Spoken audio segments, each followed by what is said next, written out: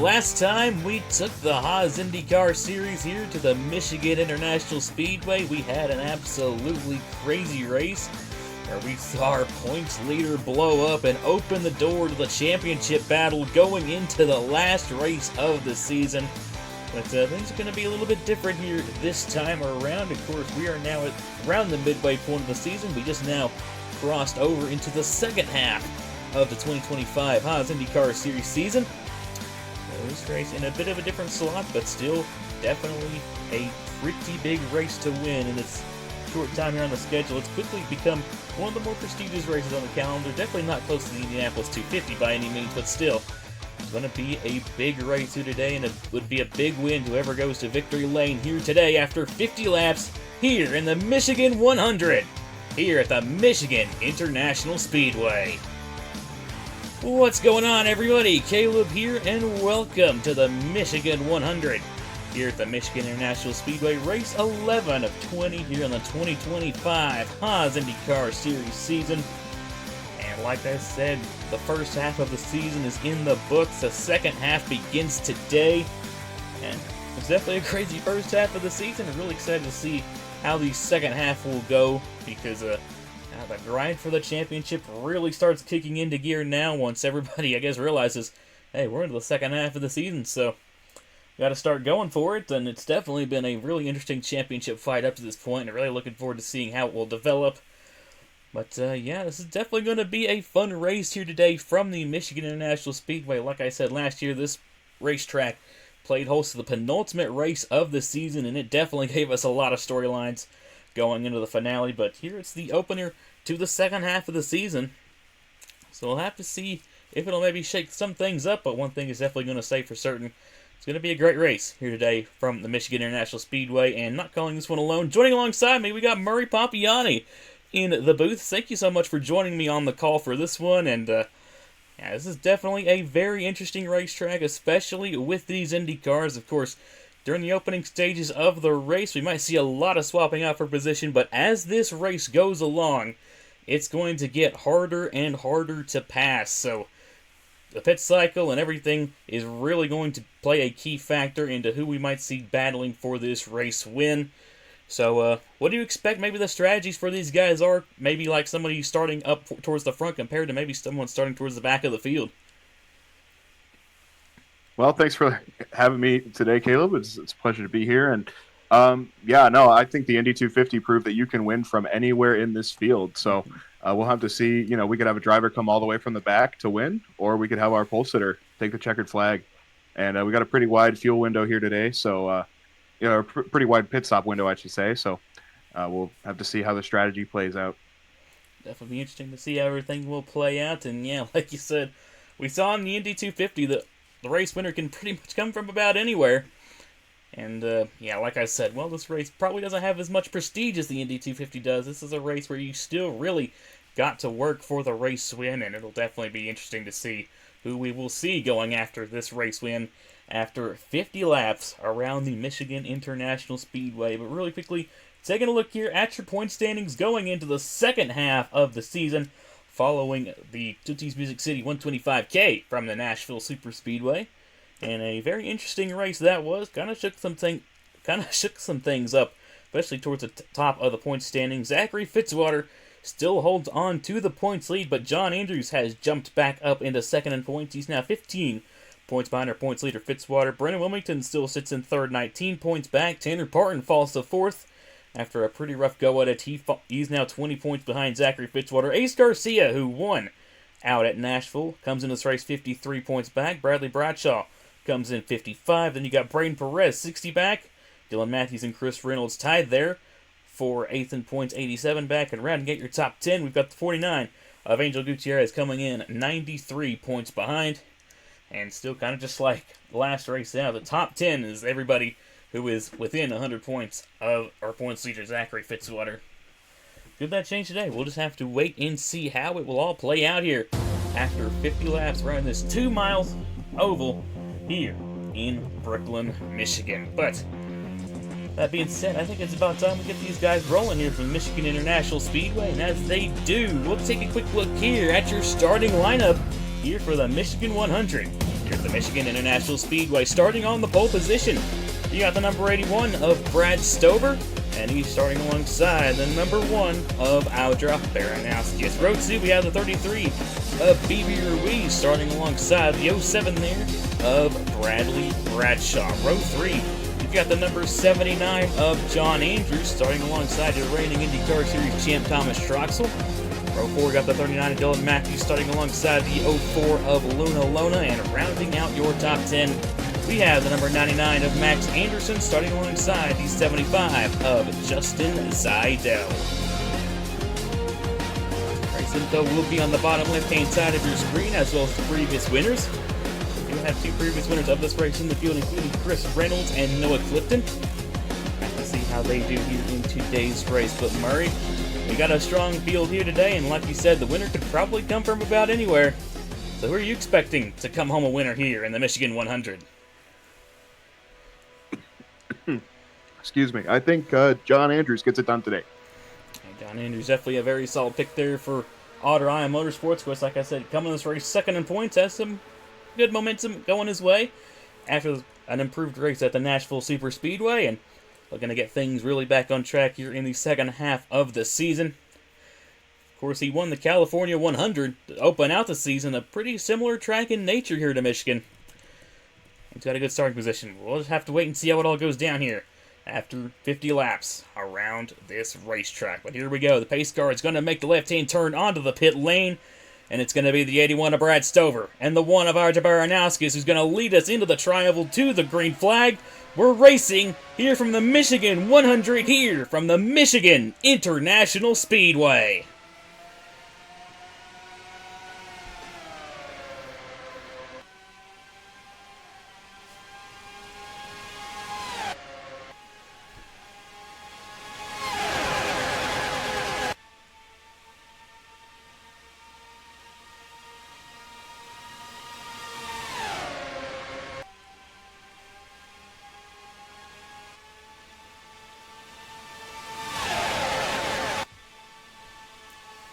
Brad Stover in the 81, going to hold on to the lead here in the opening lap, but to the inside, here comes the 33 of Bibi Ruiz, looking to try and take it away, but he slides up a little bit, potentially opening the door for your pick there. The 79, John Andrews, already taking a peek there down to the inside, looking to make it 3 wide here for the race lead, just here on lap number 2.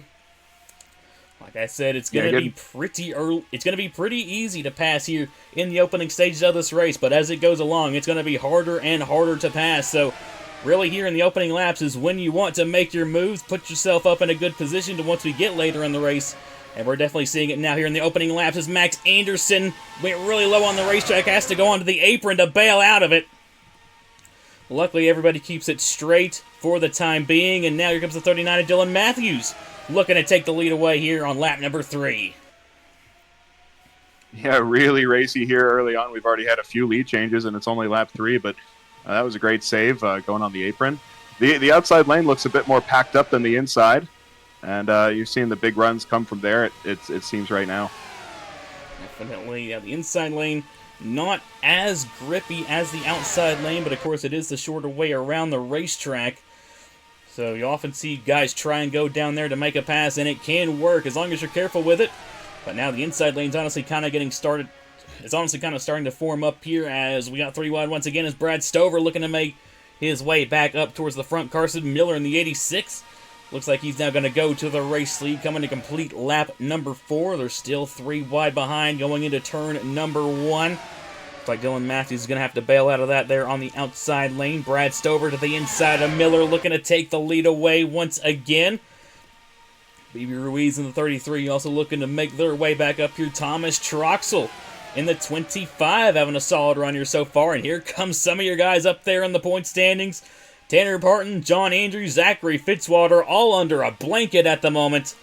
And Fitzwater kind of started towards the mid-rear of the field, and he's made up a lot of ground here in the early stage of this race. So has Tanner Parton. They're putting themselves in a good position here if they can stay up here to really gain a lot of points. But still got a long ways left to go here from Michigan, and anything can still happen. And, you know, on the topic of anything can still happen, the last 2 races we've been here, we have seen the points leader have a mechanical failure, so sure you might be sweating bullets a little bit if you're Zachary Fitzwater there in the 52. Yeah, that would surely be a heartbreaker for that team, but looks like the inside lane now is a bit more formed up, and it's kind of surprising. Fewer cars down there, but making it work as Stover gets passed for the race lead by the 33 of BB Ruiz. Having a great run today. See Ruiz having another good run there in the 33, but he kind of slipped up there off of turn 2, opening the door for Thomas Troxel, looking to take the lead away. Nice to see Troxel up towards the front here in this race. Like I said, he's had a tough season up to this point so far. The defending champion of the Haas IndyCar Series season, looking to reignite some of that spark that he had in the previous season, and looking pretty good here so far in that 25 for Team Williams. But we've had a change at hand once again on the race lead, and now it's the 8 of Tanner Parton, but now he's under fire here from your points leader, the 52, Zachary Fitzwater, taking a peek down to the inside here for this race lead. He's got help behind from the 75 of Justin Zidell, the 97 of Aaron Abel, Dylan Matthews, and now John Andrews there in the 79 is going to jump down to the inside lane there to try and make up some ground, but inside lane already kind of falling out here. We've got Graham Wilmington back here also looking to try and rip that out inside lane. Same for the 93 of Avery Alford. But as soon as I say that, Bradley Bradshaw looking to try and go back down the inside, try and pass Baranowskis. Baranowskis tries to block him. Bradshaw, though, having none of it, sails to the inside of Baranowskis, looking to take that spot away. And another lead change up front now belongs to the 75 of Justin Zidell, but well, things might be kind of cycling out here in the early stage of this race. Like I said, once this run goes along, it's going to get harder and harder to make these kinds of moves, and I feel it might honestly kind of stagnate just a little bit. So like I said, the time to move is now, and looks like right now everybody's trying to take full advantage of that. Yeah, and you're already seeing less jockeying for positions. I say that, though, and we have another lead change, but certainly the field's calmed down just a bit from the start here on lap 10, heading into lap 11. And the great thing about this racetrack is there is just so much real estate. So, I mean, be looking for, 2 wide, pretty much the first, 5, 6, 7 rows in this pack.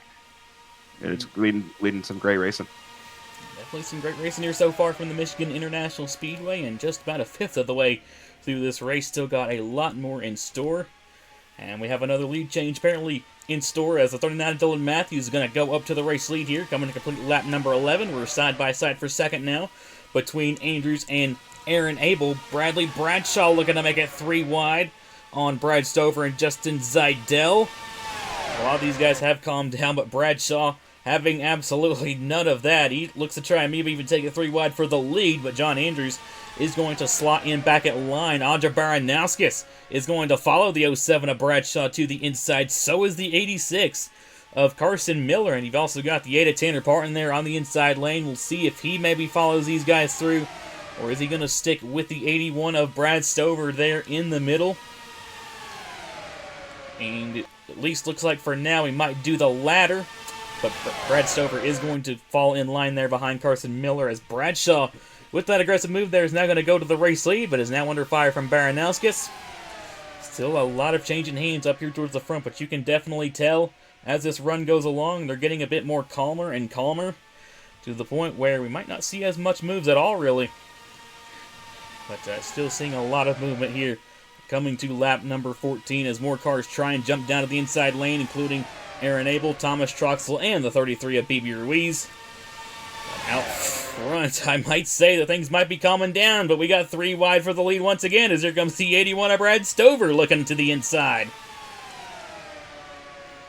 Yeah, and Stover's got a good car putting it on the pole, but I thought Baranowskis nearly might have come down on the 86 there, but oh man, 3 wide at the stripe. Who's going to lead this lap? That would have been the 86 of Carson Miller.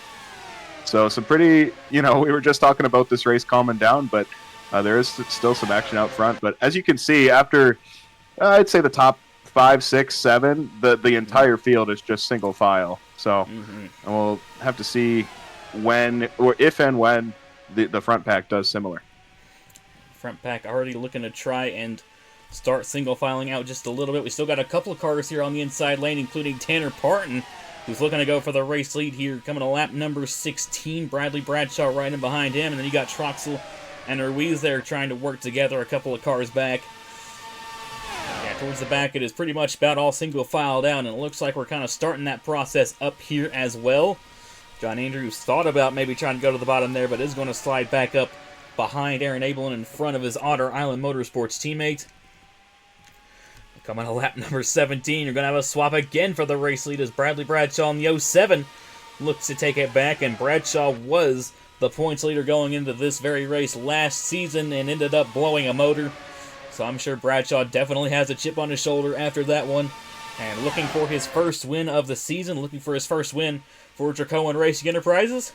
And it would be a pretty big win for Bradshaw if he could get it done here today. And it would also be a big win for the 86 of Carson Miller, a rookie looking to try and take the lead back once again from the 07 of Bradshaw. Yeah, and it seems like Miller's got a good car. He's been consistently up here as he's going to lead yet another lap, heading into lap 18. And there are 4 cars on that inside lane, but they're making it work right now. So we'll have to see, again, if this field starts evening out. But it's getting more and more, calm out front as we see potential another pass for the lead here. Now here comes the reigning IndyCar champion Thomas Troxel, looking to go back up to the race lead, and now only 3 cars on the inside lane as Troxel is going to clear Miller there for the lead. He's going to come back and lead the lap. And now we pretty much only have 2 cars there on the inside lane. It's BB Ruiz and Andrei Baranowskis. See if they can maybe make something happen before everybody pretty much gets single filed out here. Ruiz trying to take it side by side to Thomas Troxler for the race lead, but the outside lane is where the momentum is going to be down these straightaways. But they might have some help as Tanner Parton looked to try and take a peek down low, but moves back up to the outside lane. So it seems like the inside lane is still where you want to be if you want to pass, but for pretty much about everybody else, the outside lane is where they want to be, maybe kind of just trying to save their stuff a little bit before we get to that cycle of pit stops. But up front now, it's the 33 of BB Ruiz taking the lead away. Carson Miller moves back down to the bottom, and the 07 of Bradley Bradshaw is also going to do the same. As now, at this point, we're probably around 15-ish laps away from the pit cycle opening, and once we get to that pit cycle, these guys should pretty much be a lot more calmed down. And it'll definitely be really interesting to see what kind of strategies these guys elect to do, because there is quite a bit of tire wear here at Michigan, which is honestly why you kind of usually see these guys spread out a lot as time goes along. Look at this down the back straightaway. Everybody going down to the inside, following the 07 of Bradley Bradshaw here, going into turns 3 and 4. Bradshaw here going to go to the race lead, and honestly, things are kind of heating up here towards the front once again. Yeah, Bradshaw stuck at 3 wide, and that just scrambled the whole field up, didn't it? They were nicely and neatly single file, and now we've got 2-3 rows of 3 wide for like fifth on back. This is pretty intense stuff up here. Everybody kind of just going down to the bottom lane now, leaving John Andrews in the 97 up there on the outside, and the 52 of Fitzwater, Baranowskis, Miller, Dylan Matthews there in the 39. They're stuck in the middle there for a second, but it is going to get down to the inside there.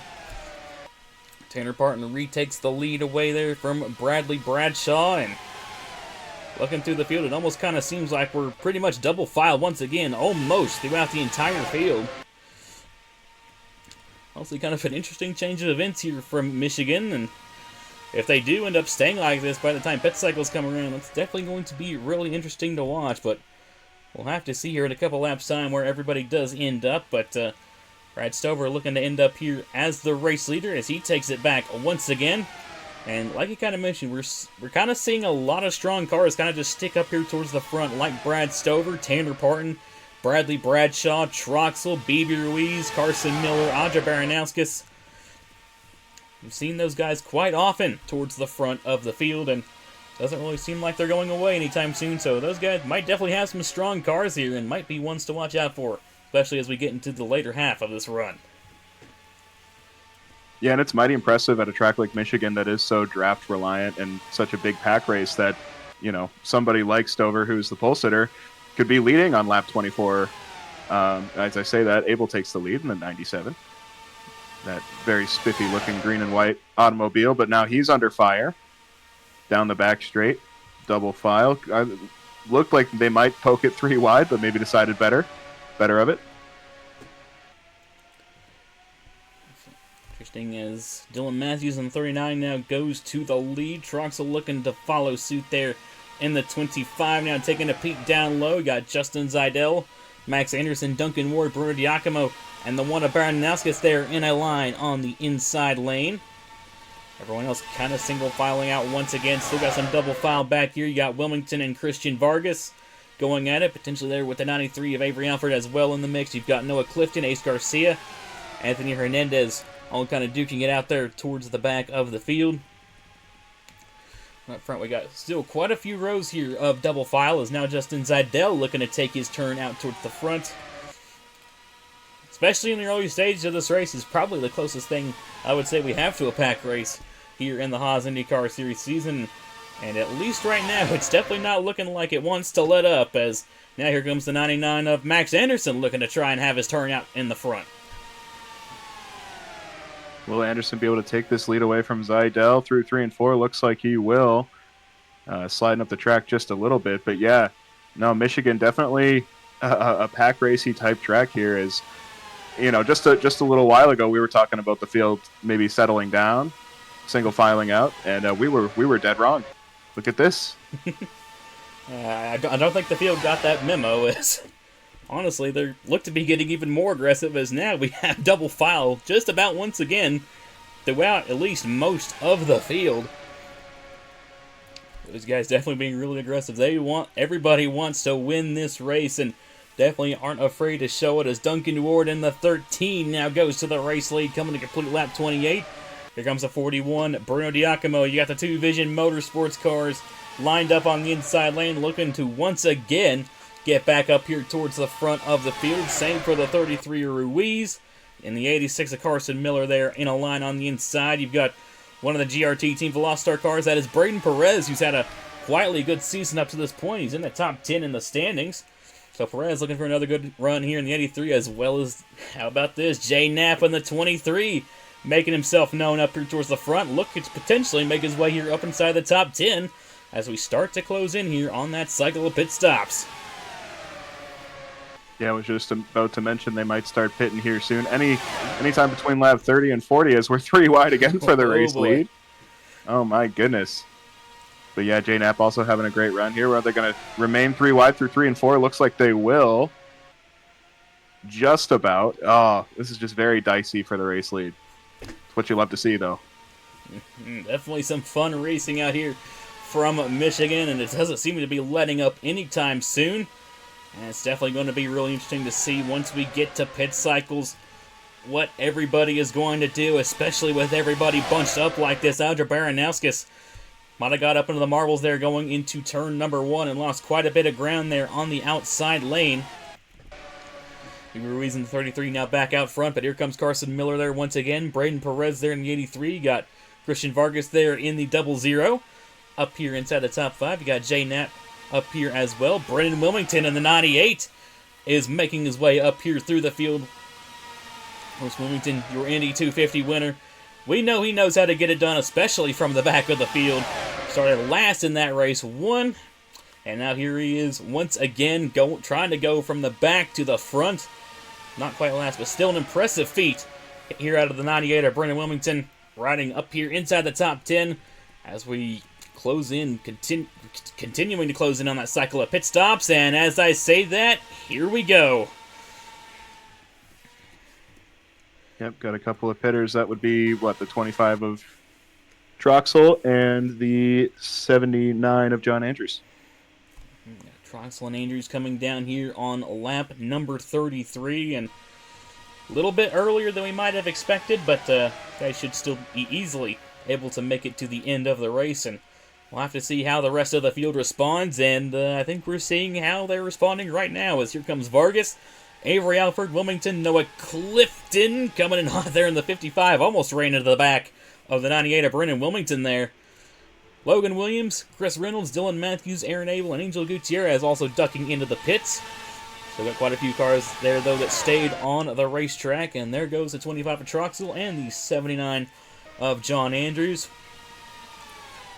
But I think this pit cycle is where we are really going to see who will be fighting for this race win, because I feel like things are going to get really spread out after this, and might see a couple of different packs here around the racetrack. As here comes another, probably the biggest group of cars here we've seen so far. Still had some cars stay out, though, including the 88 of Anthony Hernandez, the 41 of Giacomo, and the 07 Bradley Bradshaw looking to try and go long here. They're going to come down here on lap 35, coming to 36th. There goes a 00 of Christian Vargas. Coming back on the racetrack, there's Thomas Troxel, who led the very first group down pit lane. It looks like Vargas might come out ahead of that 25 of Troxel, at least for now, but Troxel's going to have a full head of steam here coming down the front straightaway to see if he can maybe try and make a move going into turn number 1. Here comes this group right here, led by the 83 of Braden Perez. And there goes Vargas, there goes Troxel. As they merge on the back straightaway, Braden Perez looks like he might have it, at least for now. We still got one more group to go through, and that is Hernandez, Giacomo, and the 07 of Bradshaw. But it looks like, at least for now, Braden Perez is going to hold on to the race lead, and this is pretty much the exact same scenario that Perez was in the Indianapolis 250. He got a really good pit stop and ended up far out ahead with the race lead, but unfortunately Perez, just like the Indianapolis 250, the draft is also a very prominent here at the Michigan International Speedway, and I'm sure these guys like Vargas and Troxel, who are kind of working with each other, are going to close into that 83 at least eventually. It does seem like everything has cycled out for the time being. Not a good pit stop there for the 81 of Brad Stover. Looks like he's going to come out in the 30th position, battling there with the 04 Luna Lona, who also probably did not have the best pit stop. Alja Baranaskas as well there in the 1. BB Ruiz there in the 33. Some not so good pit stops from a lot of the guys that we saw towards the front of the field. So a really tough break there for all of those guys. But up front we've got Braden Perez. They're kind of on his own there, but he's being closed in here by Christian Vargas and Thomas Troxel. And then we got a pretty big pack of cars here, including Tanner Parton, Anthony Hernandez, Bruno Giacomo, Marcus Glitch, Avery Alford, Brendan Wilmington, Noah Clifton, Angel Olvera, John Andrews, Chris Reynolds, and Angel Gutierrez with Brad Stover and Ace Garcia at the tail end of this pack trying to hang on. We'll see 39 Dylan Matthews, but I think if Matthews can catch up, I'd say everyone from Matthews on up could potentially still have a realistic shot at this. But coming to 12 laps to go, this time by from Michigan, it is Braden Perez out in front, but he's got a hungry Christian Vargas and Thomas Troxel right on his gearbox. Yeah, and they caught the leader pretty quickly, so we'll see if this bigger pack of cars can do the same here. But you never know with just 11 laps to go what could happen in this race. It's far from over. Definitely far from over. We still could see a lot happen here, especially here as we come to 11 laps to go. And Perez trying to fend off from Vargas and Troxel while this big pack of cars back here trying to close in. Parton last time by 1.4 back.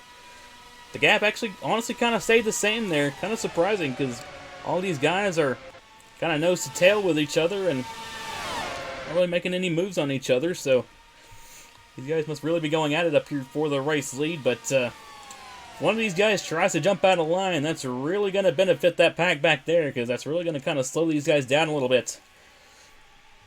But coming to 10 laps to go this time by Braden Perez, trying to hold off these two.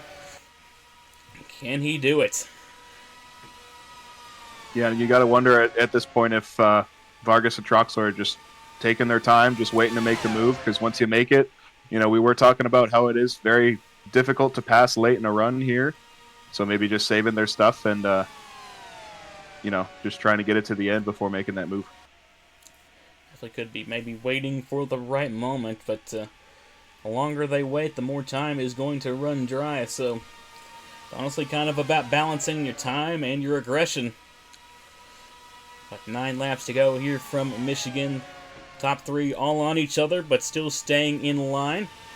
And all these guys back here trying everything they can to close into our front pack. Tanner Parton there leading that group, and it looks like Dylan Matthews, Bradley Bradshaw, and Ace Garcia were able to kind of get bunched in there with the rest. So really decent sized pack here. Like I said, kind of surprised they haven't been closing in, but like I said, if anything happens up in this front pack, I'm sure they will be there to pounce in no time. They're kind of incrementally eating into the lead of these guys, but they definitely need to close a lot faster if they want to have a shot at this race win.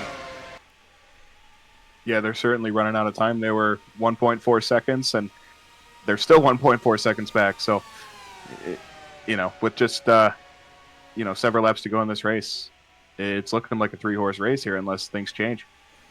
Definitely could end up like that, and if it does end up being a 3-horse race, that could potentially be an advantage for Braden Perez, because, like I said, the draft are really important here at Michigan, and I guess with this front 3, although they are staying pretty clear of this pack back here, somebody tries to jump out of line, that's not really a lot of draft to work with, so if you want to try and make a move, you want to try and have a lot of cars behind you, and at least some looking to try and go with you and share that draft, and right now, with only 3 cars, the most you can have with you is 1, and that's not really a guarantee, but Vargas and Trox will still maybe trying to abide their time, maybe trying to plan something here on the 83 of Braden Perez, as we got 6 laps to go here from Michigan. It's been a fun race here so far, and checking up to be a pretty good finish here. Braden Perez running maybe a little bit higher than both Vargas and Troxel, and he does want to be careful, because if he goes up too high, might get out of the groove and open up the door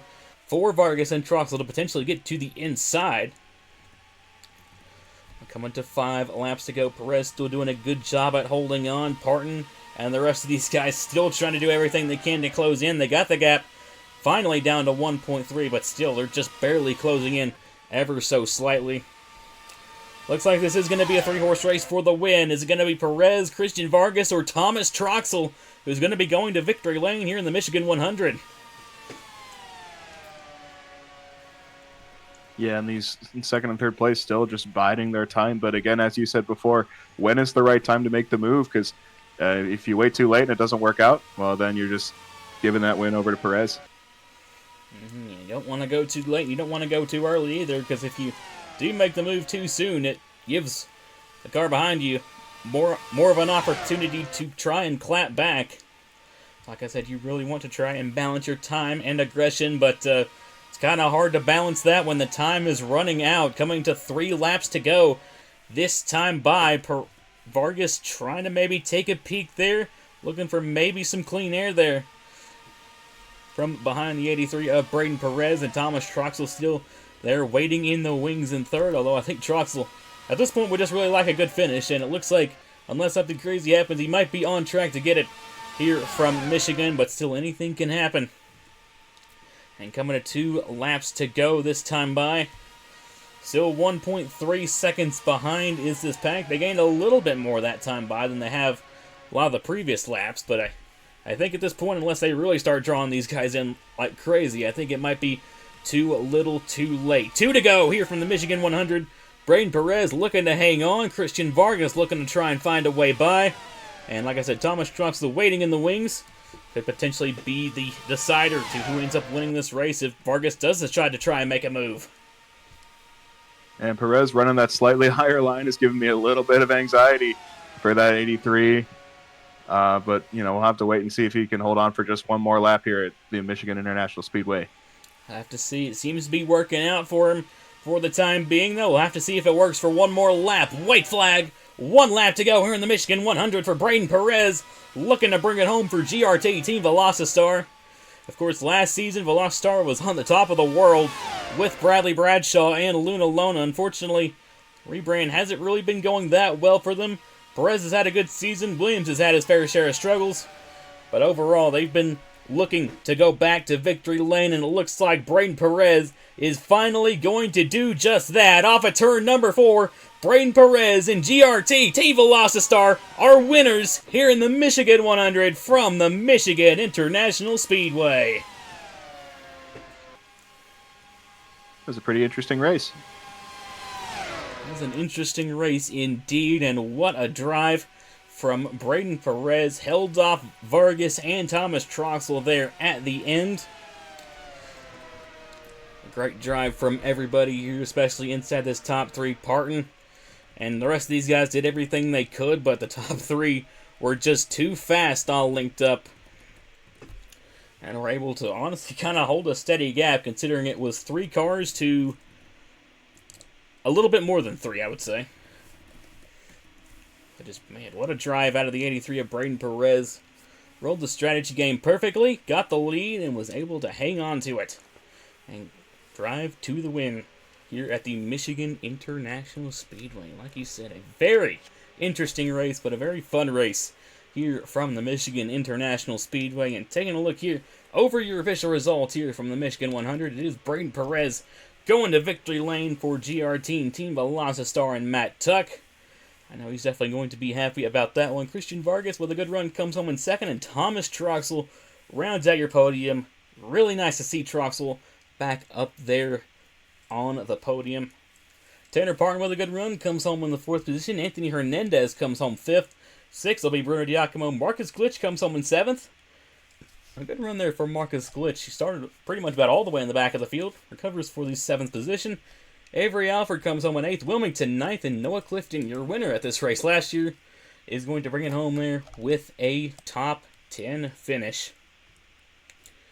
Surprisingly, no mechanical failures here from Michigan, and definitely sure that Zachary Fitzwater was happy to see that, although 20th place, not the best, but not the worst of runs for Zachary Fitzwater. But just still, what a race here from the Michigan International Speedway, and what a win for the 83 of Braden Perez. But, alright, final thoughts, Murray. What do you think about what we saw today here from the Michigan International Speedway, and what do you think we might expect next race out as we head back to the road courses once again at Road America? Oh, that'll be a fun one. That's such a great road course, and that'll produce a really fun race for sure. But yeah, it was a pretty action-packed race to start out, and then it got interesting with strategy toward the end. So congrats to Perez. Very well done. Very well done indeed for Braden Perez. He will be going to victory lane, and like I said, Braden Perez, top 10 in points. That could very well potentially project him into this championship battle. We'll have to see how the points shake out after all this. I definitely think it's going to shake up quite a bit. We'll just have to wait and see, though, how it all goes down. But, like I said, next race out, it's going to be a lot of fun. It's Culver's Indy, Wisconsin from Road America. Oh boy, last year's race there was an absolute barn burner. It was a lot of fun, and definitely can't wait to see what this year's race will have in store. That race will be going up on Friday, June the 20th at 7 p.m. Eastern Time. Hope to see you all there, but once again, congratulations to the 83 of Braden Perez and GRT Team Velocity for getting the win here in Michigan. Thank you so much, Murray, for joining me up here in the booth. And I will see you all from Road America here in just a couple of weeks' time. But until then, you all take care and have a good one. Here is your point standings after race number 11 on the season.